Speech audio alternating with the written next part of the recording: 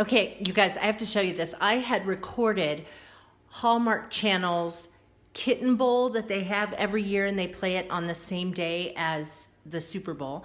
And what they do is they do this, silly little kitten football game, and it's really all for getting those kittens adopted. And so last year or the year before, I recorded it and showed it to Mary, and she was so intrigued by it. So this year, I decided to record it to show it to Chad, and it's hilarious. You have to see, like, he was looking for the cats, like looking behind furniture and all of that. Let me show you. North Shore Bengals 14, Glasgow Lions 3. So far, T-Rex has been monstrous. From passing to catching, T-Rex has been making some phenomenal plays all year long, John. That's right, Mary. He's one awesome catlet. And when he takes the field, it's easy to see why they call him the Beast. Play after play, he dominates the gridiron. But off the field, not many know that T-Rex is just one big pussycat. He volunteers every weekend at the Kittens and Puppies Club of America and donates 10% of his kibble to the Salvation Army. Well, that's right. Hi guys, it's Thursday, and yesterday in the mail I got some Disposer Care. This is the stuff that actually does foam up and work to really clean the garbage disposal really well. And I ordered a big pack of this. Each of these packages has 4 in them, and then I just got a bunch of them on Amazon. So, okay, so here's what you do, and here's what it's supposed to look like when it's really cleaning your garbage disposal. You start out by running hot water and making sure that the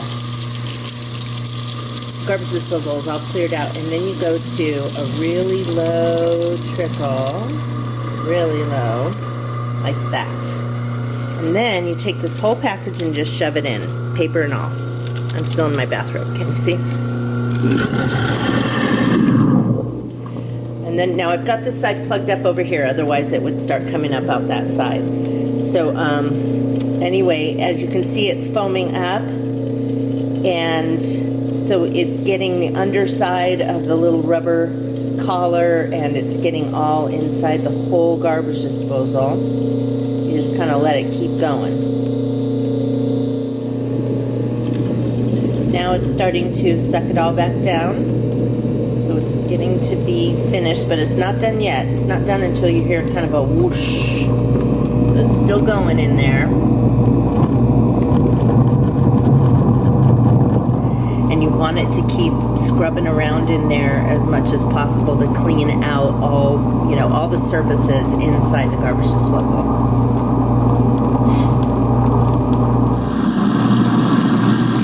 Okay. So that is it.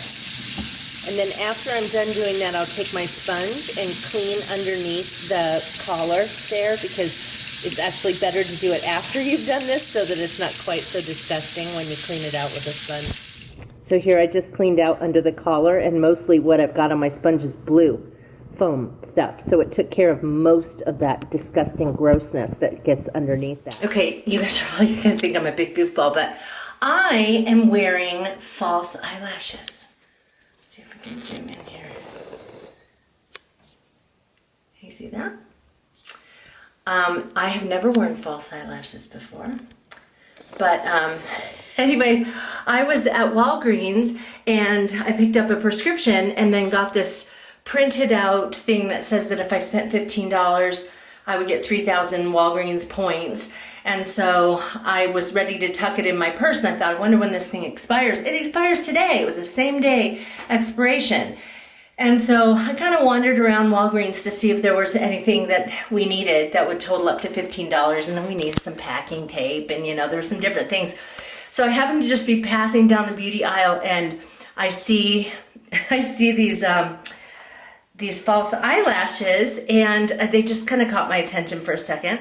Okay, so this is the pack. It's by Kiss, and it comes with glue and an applicator and 2 different lengths of lashes, and both of them are pretty short and thin. I didn't want big, elaborate, going out on the town eyelashes. I mean, you know, when was the last time I went out on the town? But anyway, so I was intrigued because of the applicator. When I got home and went to put it on, what I was also intrigued by is that this glue is black. You have to go really carefully. I squirted too much out and had to wipe it all off. And then you let it sit on you just put a little bit on the edge of the lash, let it sit for about 30 seconds so it gets tacky, and then you put it on there, and then with this thing, and it's arched, then you start to push it down into place. What's really great, I mean, I made a big black mess on my eyelids when I was putting it on, and I had black just kind of all over. So I just took a Q-tip and I wet the end of it after everything had stuck on there. I took the Q-tip and I just started to kind of lightly rub over it. And I took my eyeshadow off. I had to put that back on, but it took the glue right off. And so now I've got these eyelashes and they feel pretty good. This one feels like maybe I got the corner in the wrong place, but I'll get better. So I'm excited about this because I have such spindly eyelashes. The older I get, the thinner they get, and then I spend all this money to get, what is that stuff called?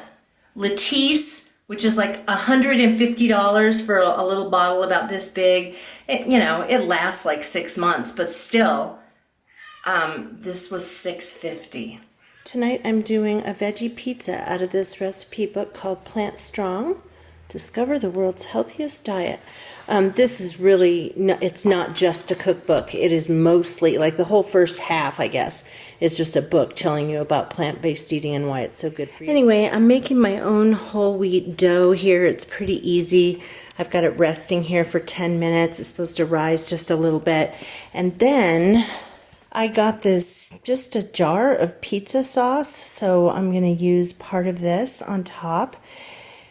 And then on top of that, you just put whatever vegetables you want. So I'm planning to put chopped tomatoes. I'm going to fry up a little bit of garlic, sauteed mushrooms, onions, just a bunch of stuff like that. And then you put it in the oven for about 10 minutes. And there you go. It's a cheeseless veggie pizza. Hey, you guys, I'm up in Flagstaff right now. I wasn't planning to come up today, but we're gonna have dinner tonight with some friends of ours who live here.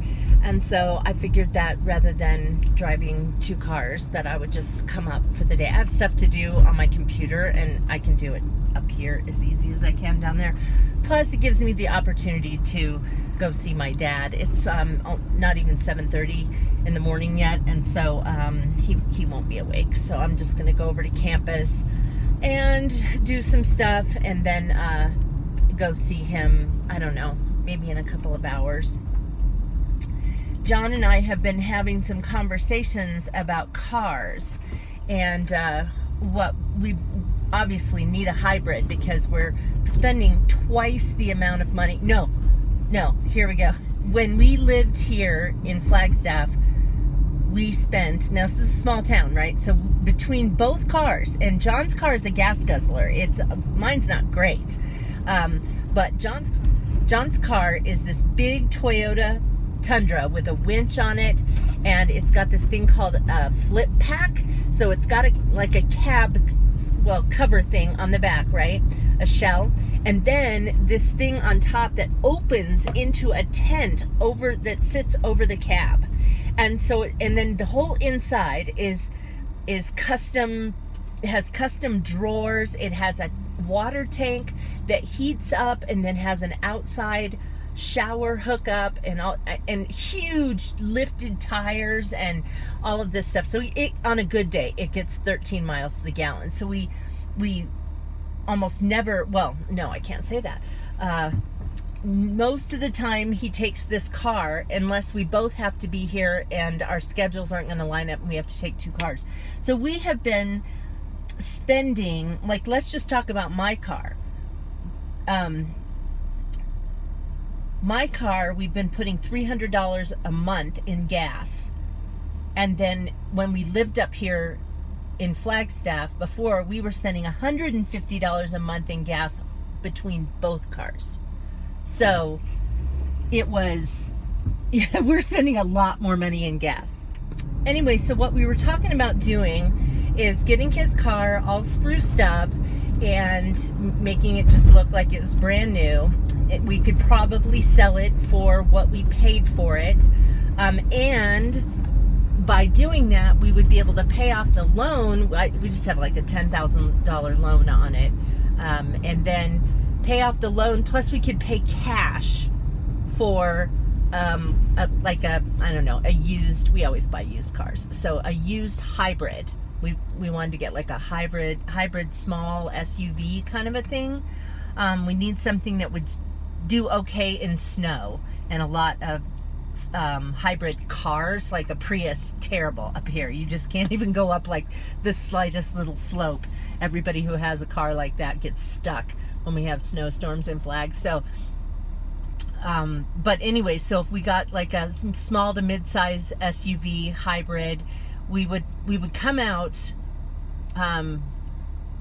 ahead, and because we wouldn't have a car payment anymore, and we also would be paying less for gas. Then John really wants to have a truck, and it makes sense to have a truck living on a little farm property.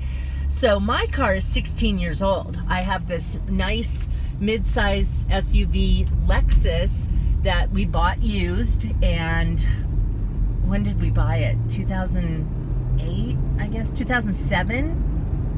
Yeah, so it was 7 years old at the time, and it's a 2000. So anyway, if we traded that thing in, we could probably get a truck and have the same car payment that we have now, which is not a very big car payment. And then as soon as I get some more freelance jobs, we'll pay that off. And I hate having a car payment. I hate having a car payment. So anyway, yeah, I'm kind of excited about that. And so John was talking about, well, you know, I probably wouldn't have the truck ready till the end of summer. And I said, no, honey, we need to work on it faster than that, because people will want to buy a vehicle like that for camping. They'll want to buy it before summer. So we need to have that thing ready to put on the market by May. So I think we know what we're going to be doing every weekend for the next several weekends, trying to get that truck ready. It would be great if we could sell it even before then. But anyway, and so here's the other thing. John has to take that truck down to Phoenix on Monday, and Tuesday he's going to take off work to take it down there, because one of the one of the what is it called? One of the shocks? Yeah, I think. Anyway, on one side is kind of dead, and it's sort of, the car is kind of leaning to one side, and nobody in Flagstaff or in Camp Verde knows how to fix it or has the means to fix it. So he's taking it down to Phoenix, and so there's another $350. We've dumped a lot of money into this car. It made a lot of sense when we bought it, because John was only driving 8 miles to work, or less than 8 miles to work, and we could just zip off and go camping, you know, whenever. But now that we live, you know the situation, it just doesn't make sense anymore. So I'm kind of excited, because I think it's going to get us out of this thing of spending. It's just such a waste of money to spend money on gas. Okay, this is lunch today. I went over to Sprouts to pick up some fig bars. My husband loves those. And they have an olive bar. There, I filled up this container so much that I can't even get the lid on. But I have different kinds of olives, and there's artichokes and mushrooms and cauliflower. A lot of it has been soaked in oil, so that's not the best thing, to have to be better without. But I love this stuff, so I'm happy to eat it. I just finished 5 hours of nonstop work in my office. Just put my nose to the grindstone at 8 o'clock and came up for air, and I realized it was 1 o'clock. So anyway, I left. I'm going to eat my lunch now, and I'm going over to Home Depot to get some stuff for putting the rest of my garden together. And then also we need to do, I need to go over and get something from REI that will help in sprucing up my husband's truck so we can sell it. And then I'm going to go see my dad. You guys, I just left seeing my dad, and he looks so much better than he did on Tuesday.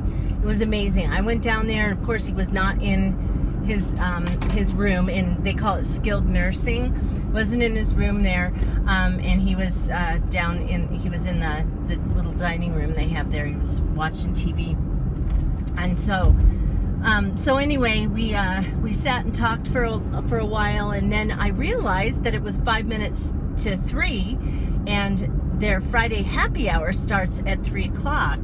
And so I asked some people down there, I said, can I take him down to happy hour, at the other end of the building? And they said he could go as long as he was supervised and didn't try to walk. He's not, completely strong enough. He's way stronger though. And then they just said, that he can't have any alcohol. So anyway, this was the cutest thing. So we go down that walk. I was pushing his wheelchair. We go down there and we walk into the room where they have happy hour, and he hangs out with this group of ladies. They're just great women, and they're all just really smart and interesting and everything. And so anyway, we walk into the room and they see him and they all started clapping. It was so cute, and they just immediately got out of their seats and walkers and all, and came over and gave him hugs, and one lady came up and kissed his hand, and they were just so excited. And then when I was sitting there a few minutes later just talking to him, and I said, Dad, I said, what do you think about that welcome you got? And he started to get teary and everything. So he's just got amazing friends at this place, and it was just so wonderful and touching. So anyway, I had to take him back down to skilled nursing, and I don't know how much longer he's going to be in there, but he sure seemed so much better today than he was on Tuesday. So maybe it'll just be another week or so. I'm going to pick my husband up from work, and then we're going over to have dinner with some friends. I am using this meal as my meal to have some kind of animal product. I don't know what, but it's my one thing for the week. Okay guys, it's Saturday, and I just wanted to show you one of my garden boxes is done. We have many more to go. We have a bunch of bags of soil over there. We're going to get some more, and to see about buying some fruit trees and grapes. This is what I'm serving up for dinner tonight. It's from the Plant Strong cookbook. But really, you don't need an official recipe for this. It's a rainbow quinoa.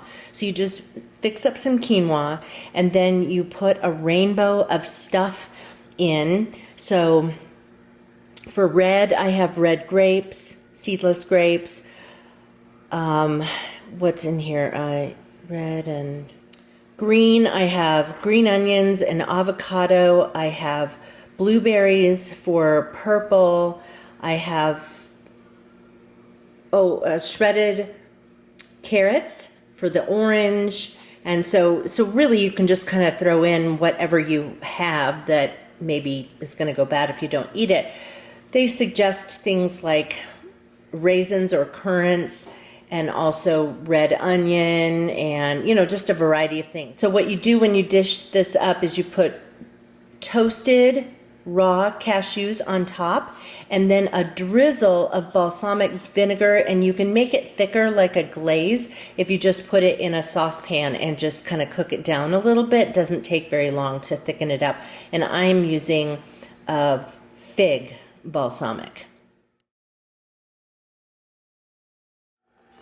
Boy, I couldn't even wait to finish this to tell you about it. This is so good, you guys. It's so good. And so I think that it's really necessary to do the toasted cashews on top. Just gives a different toasty flavor and texture. And then also the balsamic, you kind of drizzle it over the top, but then stir it in. And so you get a bite that's kind of got this, the deep flavors of like avocado with your quinoa. And next thing you know, you've got a blueberry, and really, really good. Hi you guys, it's a dreary, rainy Sunday, and John and I are getting ready to go over to a nursery we went to yesterday. We want to plant fruit trees, and so this is about the time when it's good to do that. So we just investigated what our options were and which ones will grow where we are. We hope they will grow where we are. And we're gonna go back today, and we've decided on 4 different kinds of trees that we want to grow. And so we're gonna grow, we have a pear and 2 apples on our property. I think one is a Granny Smith and the other is probably like a Pink Lady. We wanna grow 1 more apple tree, a Honeycrisp, so I love those. And then we wanna grow a cherry tree and a persimmon tree. We thought that would just be interesting and different. And then also a peach tree. So very excited about doing that. And so we're gonna, this one nursery has a sale.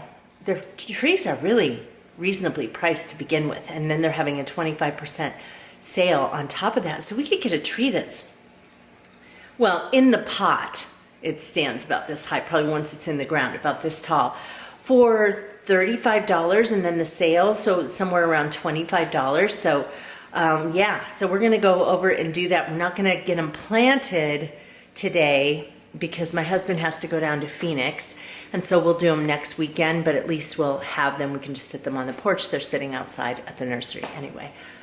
The kitties are on the patio. Chad is outside. I was singing to him this morning. I wanna know, have you ever seen rain? Because I don't think he's ever seen rain before, quite honestly. He was born in July and he was born in an animal shelter, and I don't think he has ever seen rain. He's having a fun time though. Let me show you.